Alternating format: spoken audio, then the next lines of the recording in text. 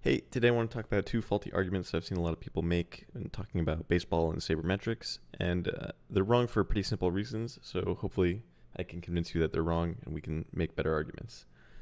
The first thing that you'll notice is around the time that award season rolls around, and you see this a lot with Cy Young discussions. People will say something like, yeah, this first pitcher had a better FIP than this other pitcher, but I want to look at the second pitcher's ERA because I care about what happened on the field. I don't want to use a predictive statistic. I want to use a descriptive statistic that measures, the things that happened this season. Um, you see this a lot with a lot of sabermetrics because, maybe you could say sabermetrics communicators haven't been great at explaining the difference between a projective statistic and a predictive statistic. So what do I mean by that? Some things are projections. If you hear about like Steamer War or Zips, these are things that Fangraphs uses to project player performance into the next season. They are explicitly trying to model the future. They might use things like aging curves and say like, hey, this player had a great season last year, but they're 39, so we think they're actually going to decay quite a bit in performance. Or this player wasn't very good, but they're 24, so we think they're going to perform much better. Those are really predict or projective statistics. They're trying to predict the future or project it out in a really, really explicit way through their construction. Now, when people say a statistic is predictive, that just means that it is better able to predict the future than something else, or it has some correlation with future results, even if the statistic itself isn't trying to be a predictive statistic. We can think of a really simple example with something like batting average and OBP. Both of these are clearly descriptive. They just look at outcomes that happen within games and tally them up and then divide by some denominator. That's all they're doing. There's nothing special going on. But OBP is much more predictive of team runs scored than batting average. It has more signal than batting average does. You would never say, batter number one has a higher OBP than batter number two, but I'm going to look at the batting averages because I don't want to use a predictive statistic. Like, in some sense, when people say predictive, all they mean is that it correlates more with, runs scored or runs prevented.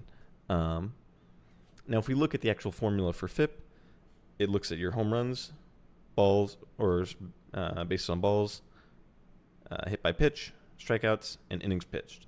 And there's some constants to make the scale look nice and some coefficients. But these coefficients are fit through a regression on current season data, within season data. They're not fit to make FIP optimal for projecting the future. So it's really a projective statistic, or it's really not a projective statistic. It is a descriptive statistic. It looks at obvious things that happened within the season. Home runs allowed, strikeouts, walks, hit by pitch. That's it. So don't ever say this bullshit about FIP. It's completely wrong. There are some things like if someone says, hey, this player has a higher ZiPS WAR than this other player, like that's kind of crazy because it is a projective statistic. It's like explicitly trying to model things about the future and how players will evolve. There's some amount of mean or regression to the mean baked into those statistics, and you don't really care about regressing to someone to the mean if they actually outperformed recently. You care about that outperformance in describing what happened about the world. So there are times when this argument is valid, but most of the time when people apply it, it's really incorrect.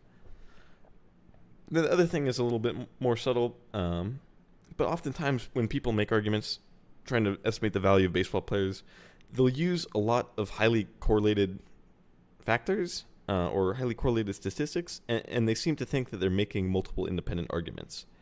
I think the biggest offender for this that people point out and laugh at is when someone say, oh, this guy's first in OBP, he's first in slugging, and he's first in OPS. It's like, well, yeah. Yeah, of course the batter's first in OPS. You can't be second in OPS if you have the best OBP and the best slugging. That's just how the statistic works. But correlation is a continuous variable. It's not discrete. So we can apply this kind of logic to similar things. So I didn't actually go to the full effort of bringing out some correlation matrices or anything, but we can look at some leaderboards for pitchers this season. So here we have FIP, ERA, and strikeout minus walks percentage, or strikeout percentage minus walks percentage. These are all reasonable statistics that correlate decently with runs prevented.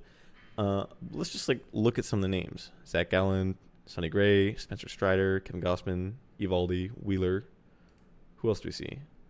Well, we see Sonny Gray. We see Eovaldi. We see Zach Gallen. We see Spencer Strider down here. Now, there's a few more names popping up. Framber Valdez goes up. Bryce Elder comes up.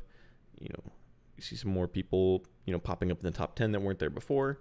But a lot of the same names sort of show up in the top 10, top 20, top 30. If we look at strikeout percentage minus walk percentage, we see Strider. We see Gausman. We see Zach Gallen. We see Wheeler. Here we see Framber Valdez from the FIP leaderboard. We see Eovaldi down here. We see Sonny Gray. Ohtani, Mitch Keller. These were people that all showed up on the ERA leaderboards as well. Clearly, even if I don't have some mathematical certainty, there's a correlation between these statistics. People have a really low ERA probably also have a really low FIP. It's not perfect, but it's gonna associate to some degree. People who strike batters out way more than they walk them probably have a low FIP. They probably also have a low ERA. These things are they're pretty correlated. So if you say, hey, I think Sonny Gray is a really great pitcher, he's second in ERA, he's second in FIP, and he's 26th in strikeout minus walk percentage. You're not making a 3-pronged argument here. You're making a 1.6 pronged argument or something. You have to do some actual math to find out, the orthogonal components of these different vectors. But you're saying the same thing in slightly different ways each time, and you should be aware that you're doing that. Maybe for a more blindingly obvious example, in between this pitching example and the really basic OBP OPS one, is when you look at batting value. Sometimes people will bring up WAR, they'll bring up WRC plus, they'll bring up WOBA, they'll bring up OBP, and they'll bring up slugging. And if you know how these things are calculated, they're all just sort of doing the same thing. Once you bring up WAR or WRC plus, the argument sort of ends. These are all encompassing statistics that try and estimate your total batting value.